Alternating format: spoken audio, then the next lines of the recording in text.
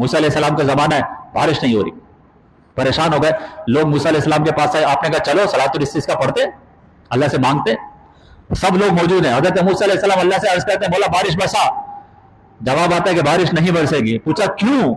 کہا ایک شخص ہے لم یستغفر اللہ منذ 40 سنہ, 40 سال ہو گئے گناہ کرتا ہے مگر توبہ نہیں کرتا. ایک شخص کی وجہ سے سارے کے سارے لوگوں کو نقصان ہو رہا ہے. کرتا کیا تھا؟ سنس کرتا تھا مگر توبہ نہیں کرتا تھا.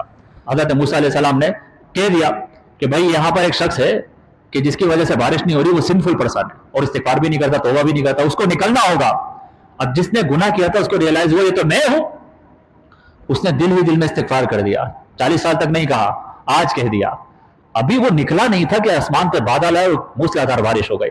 موسیٰ علیہ السلام نے اس کی مولا وہ تو نکلا ہی نہیں کہ جس کی وجہ سے بارش رکی تھی. اللہ نے جواب دیا اسی کی وجہ سے بارش برسی ہے. جو نہیں نکلا اس نے 40 سال میں مجھے ایک دفعہ بھی نہ کہا کہ یا اللہ مجھے معاف کر دے, مگر آج مجھ سے معافی مانگی, میں نے اس کے سارے گناہ معاف کر دیے ہیں. موسیٰ علیہ السلام نے اس کی مولا دکھا تو دے کون ہے. کہا کہ جب گناہگار تھا تب میں نے پردہ رکھا, اب تو اس نے توبہ کر لی ہے, جھک گیا ہے میری بارگاہ میں, اب میں اس کو کیسے ریویل کر سکتا ہوں.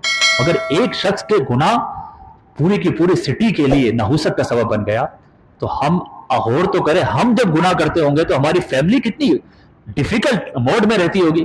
بیوی بیچاری انتظار کرتی ہے کہ یہ جاب پہ گیا, یہ کمانے گیا, مگر واپس میں زیرو انڈا لے کر آتا ہے.